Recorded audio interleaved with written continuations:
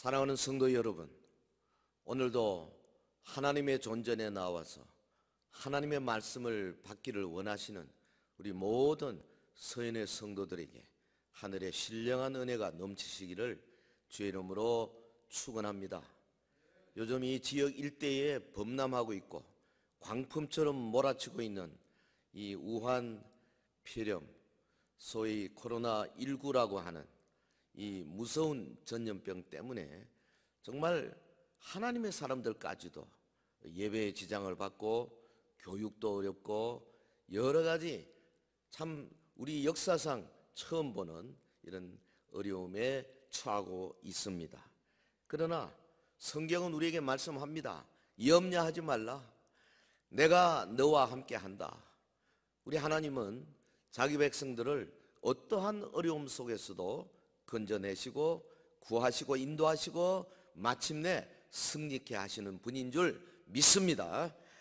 사랑하는 성도 여러분, 인터넷을 통해서 보시는 분들, 또 이 자리에 앉아 계시는 여러분들, 하나님을 사랑하는 마음으로 우리가 이 대구와 경북 지방을 더욱 사랑하고 이럴 때 엎드려 기도해서 이 광풍같이 우리 앞에 다가오는 여러 가지 어려움들을 속히 물리칠 수 있도록 힘을 모아야 할 것입니다. 그래서 저는 오늘 이 마가복음 4장 35절에서 41절까지의 말씀을 가지고 광풍을 극복하시는 우리 예수님의 모습을 생각하겠습니다. 광풍을 극복하는 단계를 오늘 본문이 우리에게 주면서 과연 우리가 이러한 풍랑을 만나고 어려움을 만나고 우리가 해결할 수 없는 문제를 만날 때 어떻게 이것을 극복할 수 있을 것인가? 여러분, 2000년 전에 기록된 말씀이지만은 이 말씀은 오늘도 살아서 우리에게 놀라운 지혜를 주고 있습니다. 오늘 본문이 나오는 이 마가복음은 복음과 하나님 나라에 대해서 아직 익숙하지 않은 분들에게 가장 적합한 책입니다. 특히 초신자들은 마가복음을 통독을 많이 함으로써 예수님이 누군지, 어떤 분이신지, 또 특히 하나님 나라의 비밀이 어떤 것인지 쉽게 알 수가 있을 것입니다. 마가복음 오늘 본문이 있는 4장 후반부잖아요.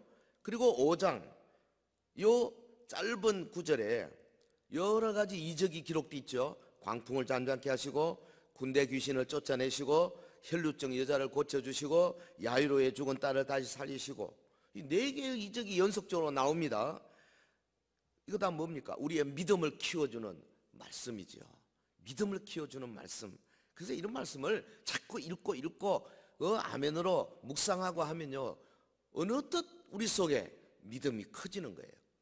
보십시오. 광풍을 잠잠케 하신 이를 통해서는 예수님이 누구신가 이거 알 수가 있죠. 그 다음에 군대 귀신을 쫓아내신 이를 통해서는 뭘 알 수 있어요? 하나님의 나라가 여기 임했다. 다시 말하면 복음의 시대가 개막이 되었다. 이걸 알 수가 있는 겁니다. 자, 오늘 본문 마가복음 4장 35절에 41절까지 여기서 이 저자 마가는 예수님이 갈릴리 바다의 폭풍을 잔잔케 하신 놀라운 이적의 현장을 매우 담담하게 기록하고 있습니다. 갈릴리 바다, 작고 조용한 사실은 호수지요. 근데 이게 광풍이 몰아치고 돌풍이 몰아치는 그런 곳이에요. 뭘 말합니까? 우리 개인의 인생 행로에 있어서도 어려움을 겪지 아니할 수 없어요. 또 우리 교회나 또 한 나라도 이런 돌풍을 만날 때가 있다 그 말이죠. 저는 지금 대구 경북이 이 돌풍을 만나고 있는 이 시점이라고 생각합니다. 이 교회들이 정신을 바짝 차리고 하나님과의 관계를 잘 맺고 우리가 그동안 해왔던 일들에 대해서 뭔가 문제가 있는가 돌아봐야 할 때죠. 여러분, 모세 시대에 이스라엘 백성들이 애굽의 쇠품무와 같은 고난의 쇠사슬을 끊고 출애굽에서 자유를 찾았지 않습니까? 다 된 줄 알았습니다. 그런데 어떻습니까? 곧 홍해의 파도가 탁 가로막고 있잖아요. 아니, 하나님이 애굽을 시켰는데, 그리고 하나님이 인도한 대로 구름기둥 불기둥대로 따라갔는데 갑자기 바다가 딱 앞에 막히고 양쪽은 산이고 뒤에서 애굽의 무서운 군대가 쫓아오고, 이게 뭘 의미합니까? 아무리 하나님의 백성이라 할지라도 여러분, 우리 앞에는 언제든지 광풍이 올 수 있고 돌풍이 올 수 있고, 또 하나님이 그것을 때로는 사용도 하신다고 말이죠. 자, 이런 우리 전제적인 지식을 가지고 말씀을 좀 더 생각해 보겠습니다. 이 말씀 속에 세 가지 모습 발견합니다. 하나는 바다의 모습, 그 다음에 두 번째는 예수님의 모습, 세 번째는 제자들의 모습입니다. 자, 인터넷 통해서 보시는 여러분들 한번 따라합시다. 첫째, 바다의 모습. 두 번째, 예수님의 모습. 세 번째, 제자들의 모습. 특별히 제자들이 풍랑을 극복하는 과정을 살펴보면서 이 풍랑을 이기는 비결, 광풍을 극복하는 비결, 요거 우리 한번 배우는 귀한 시간이 되기를 바랍니다. 자, 첫째는 뭐냐?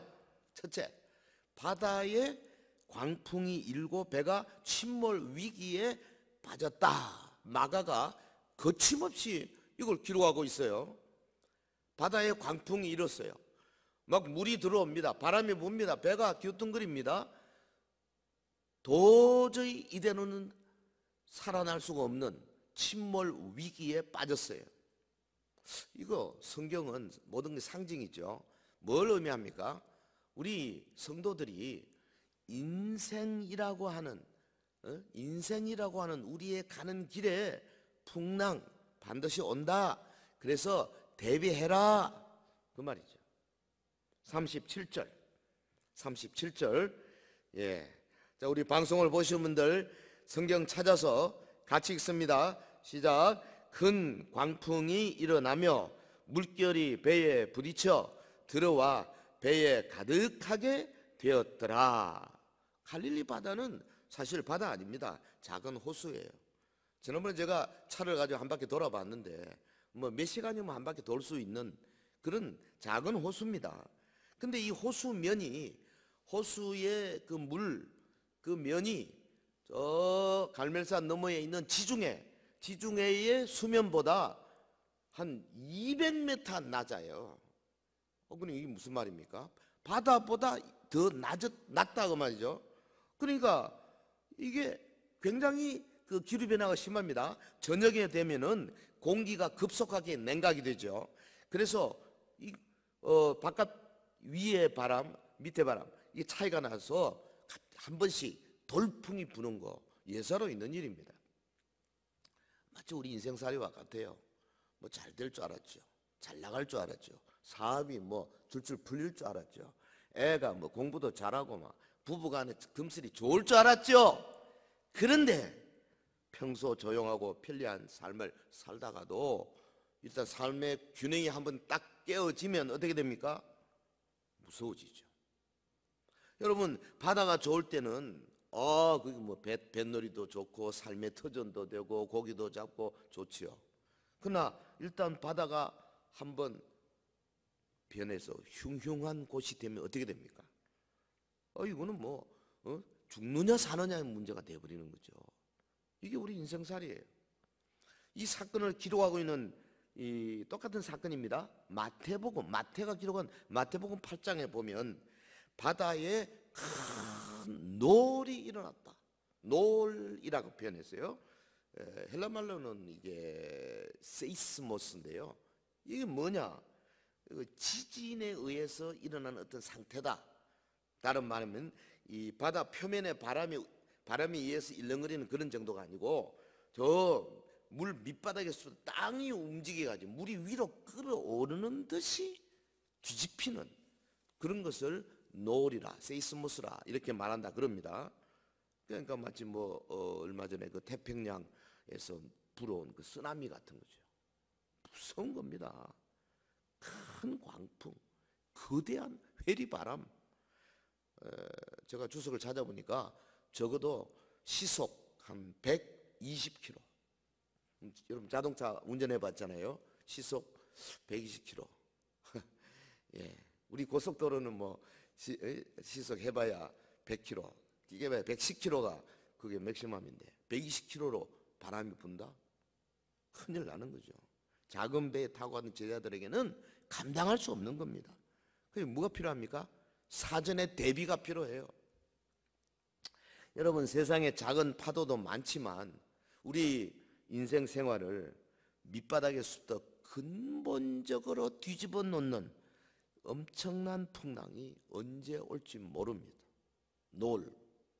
과거 우리나라 1950년 6월 25일 6.25 동란, 수백만의 사람들을 그 삶을 통째로 뒤바꿔 수백만의 이산가족이 일어나고 수십만 명이 그대로 죽고 또 그것 때문에 막 정신병 환자들 어마어마하게 많이 생기고 모든 산업이 다 부서지고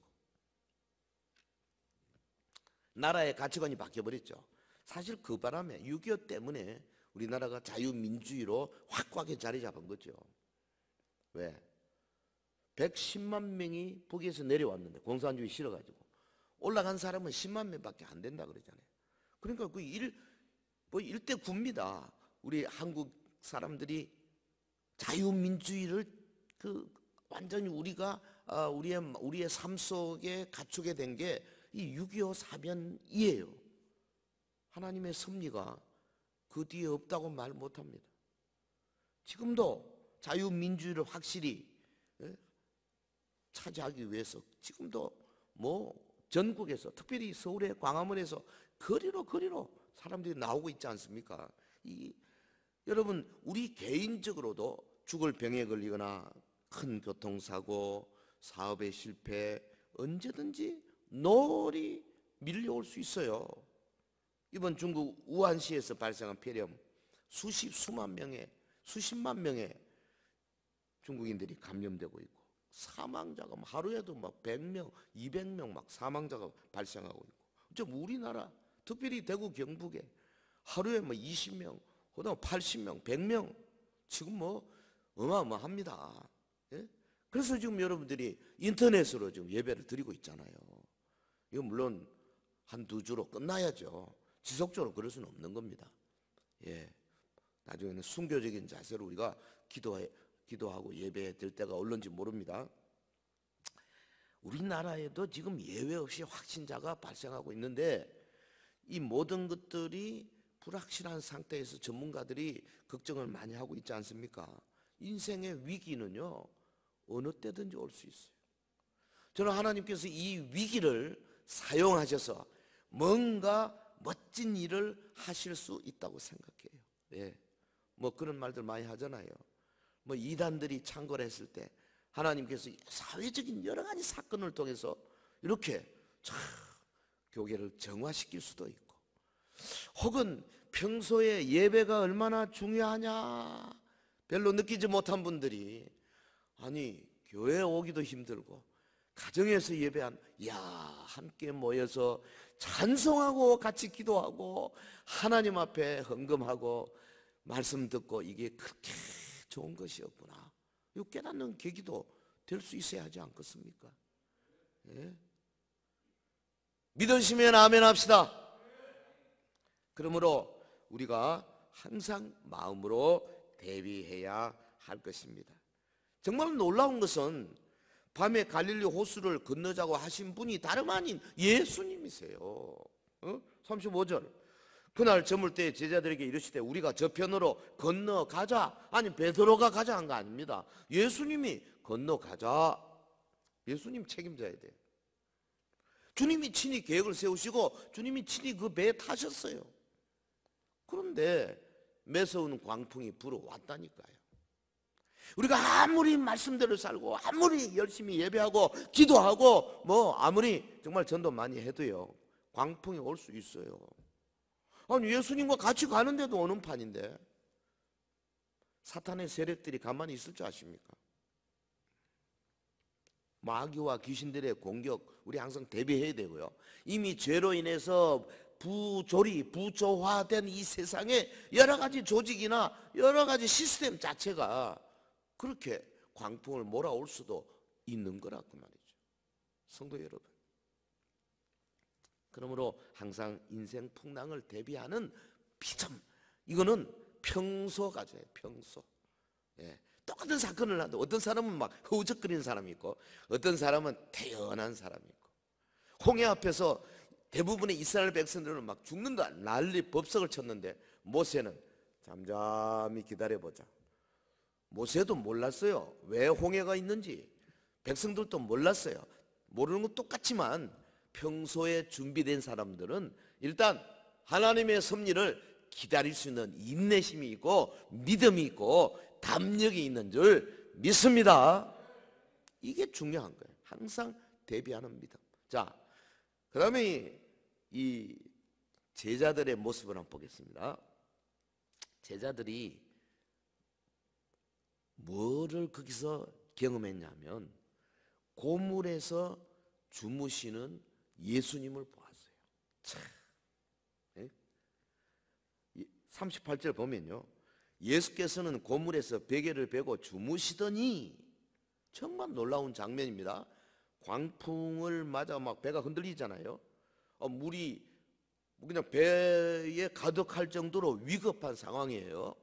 근데 본문은 뭐라고 되어 있습니까? 예수님은 고물 선미입니다. 배끝 거기에 그 어떤 뭐 다른 물건을 같이 이마에 머리에 대고 주무신 것이 아니라 배에 보면 배끝에 이렇게 걸쳐져 있는 바가 있잖아요.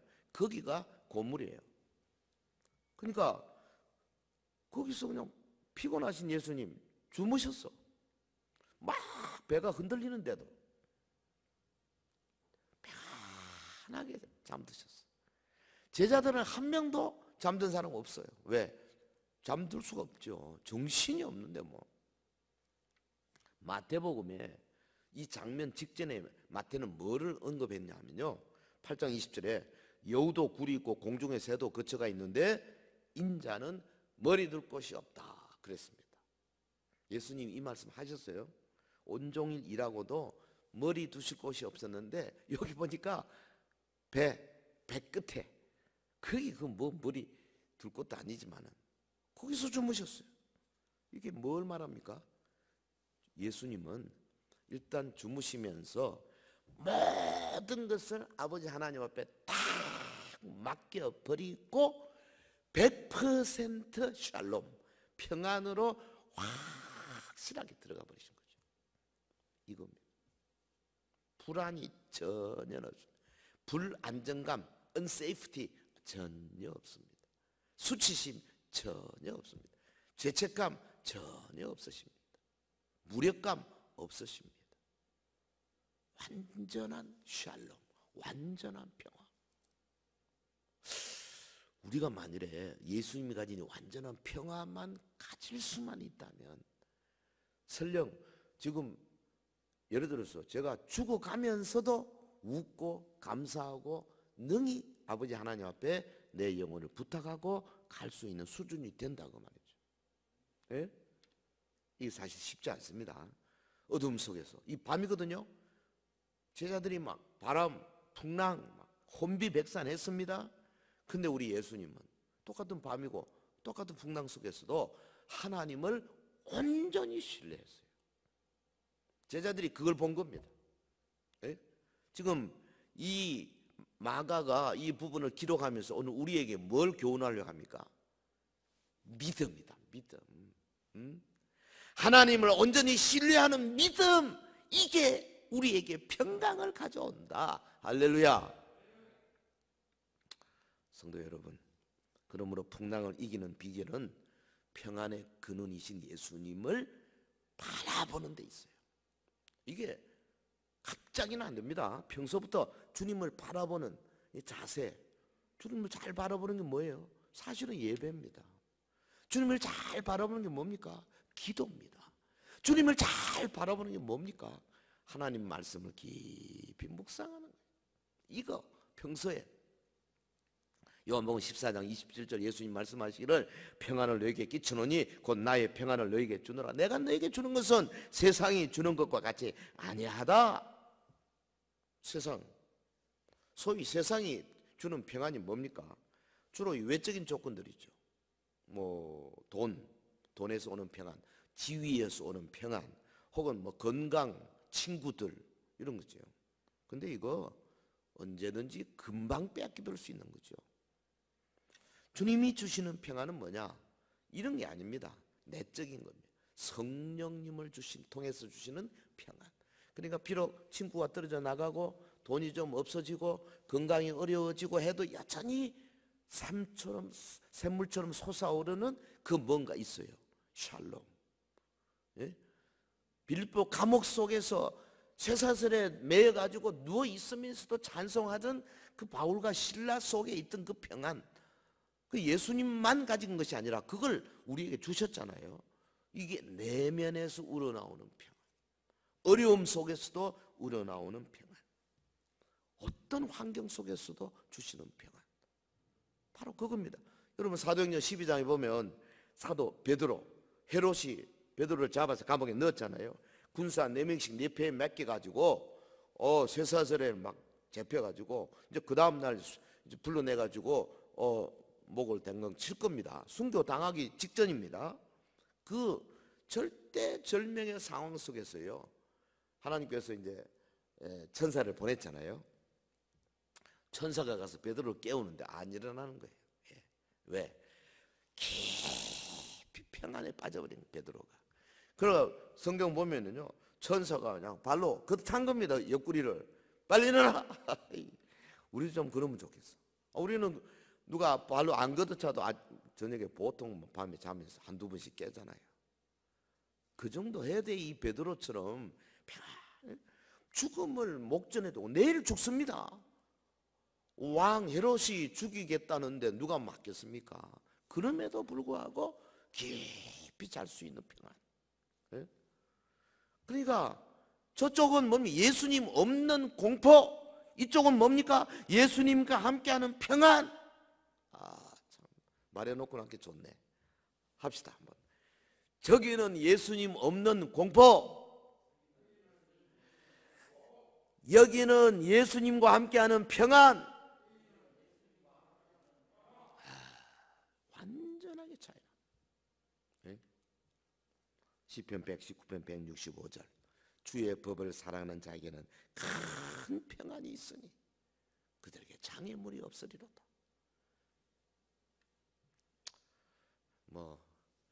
설교자가 이런 말 자꾸 하는 건 별로지만 저도요, 이런 평안을 여러 번 경험하고 나니까 솔직히 어지간히 있어도요 전혀 흔들리지 않은 그런 경험 한 적이 참 많아요. 근데 이게 완벽하지는 않지만 자꾸 쌓아가는 겁니다. 이게 우리의 삶 속에. 우리 성도 여러분이 방송을 보시고 또 말씀을 듣는 모든 분들 위해 이 평안이 함께 하시길 주의 이름으로 축원합니다. 자, 제자들이 고물에서 주무시는 예수님, 그 예수님 속에 있는 그 평안, 마가가 이걸 본 거죠. 평안을 지금 성경 본문이 우리에게 강력하게 교훈하고 있습니다. 자, 그 다음에 또 봅시다. 세 번째, 제자들이 어떻게 했습니까? 예수님을 깨워서 구원을 호소했다 그랬어요. 예수님을 깨워 구원을 호소했다. 다르게 표현하면 주님께 겸손히 간구한 거죠. 이 자세 38절입니다. 예수께서는 곤물에서 베개를 베고 주무시더니 제자들이 깨우며 이르되 선생님이여 우리가 죽게 된 것을 돌보지 아니하시나이까 하니, 이 고물에 주무시는 예수님에게서 평안의 근원을 발견한 제자들, 그래서 이제 어둠 속에서 풍랑과 더불어 싸우던 그 노를 젓던 제자들이 도저히 견딜 수 없잖아요. 그러니까요 예수님이 가가지고 막 흔들어 깨우면서 주여 우리가 죽게 된 것을 돌보지 아니하시나이까. 근데 참 어찌 보면 이 아이러니죠. 아니 예수님을 깨웠다. 누가 깨운 겁니까? 자기들이 전문가예요. 갈릴리에서 잔뼈가 굵은 어부 출신들입니다. 예수님은 사실은 배 전문가가 아니에요. 예수님은 목수 출신이에요. 그런데 자신들의 것을 모두 내려놓고 주님께 간절히 우리의 죽게 된 것을 돌보지 아니하시나이까. 여러분, 우리 예수님에게 나올 때는 정말 겸손해져야 돼요. 뭐든지 겸손한 심정을 가지고 주님 앞에 나오게 되면 주님은 정말 놀랍게 역사하실 수 있는 그런 분이시다 이 말이죠. 자존심 이거 세우면 안 돼요. 네? 사람들이 기도 많이 한다고 하면서도요, 얼마나 자주 딴 생각하는지 몰라요. 믿습니다 하고 막 기도한다고 하면서도요, 머릿속에는 딴 생각 많이 해요. 네. 배가 가라앉고 있었습니다. 선장이 소리쳤습니다. 누구 여기 기도할 줄 아는 사람 없나? 그랬더니 한 사람이 그러더래요. 제가 기도할 줄 압니다. 그랬더니 선장이 그 사람 보고, 좋아, 당신 그러면 기도를 해주게. 그리고 나머지 사람들은 빨리빨리 구명조끼 입고 서둘러, 시간이 없어, 그러더라는 거예요. 이게 우리 자세예요. 보통 기도한다고 하면서 하나님 앞에 전폭적으로 매달리지 못하는, 이게 문제죠. 본문이 우리에게 주는 건 뭐냐? 어릴 때부터 갈릴리 호수에서 배몰이하고 그야말로 전문적인 지식을 쌓았던, 경험을 쌓았던 사람들까지도 예수님 앞에 철저하게 겸손하게, 아직 지금 예수님하고 그렇게 가까운 사이 아니에요. 오래된 사이가 아니에요. 그 같이 제자 되어서 다니지만 예수님이 누군지 잘 몰라 아직. 막 흔들어 깨우면서 겸손하게 간구하는 모습. 정말 우리가 주님 앞에 모든 걸 내려놓고 간구할 때 주의 강력한 도우심이 시작된다는 사실을 잊어버리지 마시기를 바랍니다. 39절 보세요. 예수께서 깨어 바람을 꾸짖으시며 바다들이 이르시되 잠잠하라 고요하라 하시니 바람이 그치고 아주 잔잔하여지더라. 바람과 풍랑을 위해서 꾸짖으신 분이시죠. 전능하신 주님의 모습입니다. 여러분, 주님은 귀신을 향해서 막 꾸짖으셨어요. 열병에 대해서도 꾸짖으십니다. 각색 병든 자들의 질병을 꾸짖어 제압하셨어요. 완전한 통제권이 누구에게 있어요? 예수님에게 있어요. 이교도들은 풍랑이나 제사를 드리면서 뭐 귀신을 달래기도 하고 뭐 돈을 주기도 하고 그렇지만은 주님은 그냥 꾸짖으신 겁니다. 바다를 굴복시키시고 사탄의 계략을 깨뜨리시고, 그분이 우리의 주님 아니십니까? 그렇기 때문에 여러분, 우리의 속에 있는 근본적인 이 과거에 내가 의지하고 있던 이런 모든 그 볼일 없는 것들이에요. 초가집 같은 것들이에요. 우리가 멋진 현대 빌딩을 지으려면 초가집 부수트려야 됩니다. 거룩한 건설을 위해서는 때로는 거룩한 파괴가 있어야 된다 그 말이죠. 우리의 삶 가운데 예비하신 큰 것을 세우기 위해서는 어떤 때는 우리가 애착 가지고 있는 작은 것들을 무너뜨릴 때가 얼마나 많습니까? 네? 하나님께서 우리의 삶 속에 더 큰 것을 이루시려고 하는 목적이 있기 때문에 거룩한 파괴와 방해가 있을 수 있다. 아까도 이야기했지만 저는 6.25 사변이라는 어마어마한 사건, 우리 민족으로서 큰 불행이지만 그건 어차피 일어난 불행이에요. 근데 그 결과 우리나라가 자유민주화 시장 경제의 고든 틀에 서게 된 아주 핵심적인 사건이 되어버린 거죠. 만약 이런 게 없었으면요, 온 나라가 막 왔다 갔다 좌우가 흔들리고, 지금도 이런 정도인데요. 그렇게까지 우리가 공산주의를 혐오한 사람들이 많은데도 불구하고 이 정도 됐는데요. 이게 얼마나 이 대륙, 중국과 러시아에 붙어있는 우리 대륙에 있기 때문에 이런 영향을 받을 수밖에 없거든요. 근데 하나님께서 그 사건을 통해서 크게 역사하신 겁니다. 여러분, 저는 이번 이 사건, 우한폐렴 이 사건도 제가 오늘도 새벽에 기도하면서 그렇게 느꼈어요. 하나님이 예배의 중요성을 이번 기회에 한번 성도들을 아주 절감하게 해주시면 좋겠다. 교회가 함께 모여서 예배하고 찬송하고 사도신경 고백하고 기도하는 것이 얼마나 귀하다는 것을 한번 깨달았으면 좋겠다. 저는 그렇게 기도하면서요, 좀 응답이 되는 것들하고 이번 기회에 이 신천지의 그야말로 거짓된 그 어려운 여러 가지, 우리를 참 뭐랄까요, 사람을 속이려고 하고 감추려고 하는 요소가 지금 여러 번 나타났잖아요. 그 이단들 보통 이단이 아니잖아요. 예수 그리스도에 대한 신성을 파괴시키고, 그야말로 좀 이 마지막 시대에 믿는 자들, 기존 교회들, 성도들을 뺏어가는 일이 때 아닙니까? 하나님께서 이 사건을 통해서 놀라운 정결시키는 역사를 일으키지 않을까, 또 우리가 기대하면서 주여 우리의 죽게 된 것을 털어보지 아니하시나이까. 예수님 안에 감추인 권위를 보는 눈을 가져야 하겠습니다. 이 성도가요, 이 세계를 움직이고 변화시킬 수 있다는 논리의 근거가 바로 여기에 있어요.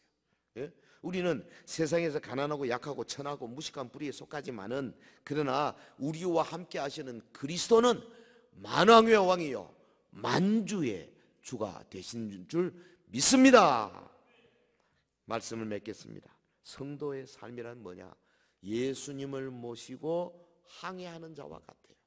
지금 갈릴리 호수 이편에서 저편으로 건너가는 제자들의 모습이에요. 인생 바다는 그런데 잔잔하기만 한 게 아닙니다. 예수님이 옆에 계시면서도 폭풍은 몰아치고 죽을 뻔할 수도 있다는 사실을 너무나 적나라하게 보여주고 있습니다. 이때 예수님이 우리에게 기대하는 게 뭡니까? 믿음입니다. 아니 본문에도 그랬잖아요. 일어나셔가지고 꾸짖은 다음에 잔잔케 됐습니다. 제자들 보고 뭐라 그랬어요? 야, 이 믿음이 적은 자들아, 왜 의심했느냐? 누구나 의심할 수밖에 없지요. 다 죽어가는데. 그렇지만 예수님의 수준은, 예수님이 우리에게 원하는 수준은 그거 아니었어요. 쑥 높은 수준. 오늘 우리 서영교회 성도들을 향해서 예수님이 원하시는 수준은 어지간해서 흔들리지 아니하는 수준. 충분히 이길 수 있다. 그 수준을 원하신다니까요. 인생 폭풍을 어떻게 우리가 이길 것입니까? 우리와 함께 가시는 예수님, 고물에서 때로 주무시는 듯이 보이시는 예수님, 그 평안의 근원이신 그분을 깨우시기 바랍니다. 믿음으로 깨우고 기도로 깨우고 여러분의 삶의 형태를 통해서 주님을 깨우십시오. 그리고 절대 주님과 함께 가면은 절대로 사탄의 세력이 우리를 건드릴 수 없다고 하는 확신을 가지고 믿음으로 한 걸음 한 걸음 나갈 때, 우리 앞에 여러분 시온의 대로가 쫙 열리고 구름기둥 불기둥의 그 인도의 역사가 끝까지 천성 도달할 때까지 계속될 줄로 믿습니다. 평안의 근원이신 주님께 겸손히 간구해서 풍랑을 이기는 우리 온 서인의 성도들 되시기를 예수 이름으로 축원합니다. 축원합니다. 기도하겠습니다. 거룩하신 하나님 아버지, 참 어려운 때에 우리가 이렇게 모여서 함께 말씀 보고 기도하며, 특별히 또 각 가정에서 영상으로 하나님께 영광을 돌립니다. 우리 사랑하는 서인의 성도들 가정마다, 우리 자녀들마다, 주일학교 학생들마다 주님, 주께서 주신 이 말씀으로 믿음을 확고하게 보여잡게 하시고, 어떤 어려움이 온다 할지라도, 어떤 풍랑이 다가온다 할지라도 넘어지지 아니하고 흔들리지 아니하고 앞을 향하여 믿음으로 전진하는 우리 온 성도들 되게 하여 주시옵소서. 이 역병이 속히 잠잠해지고 이 대구 경북 일대가 정말 다시 한번 평화를 찾을 수 있는 그날이 오게 하여 주시옵소서. 예수님 이름으로 감사 기도하옵나이다. 아멘.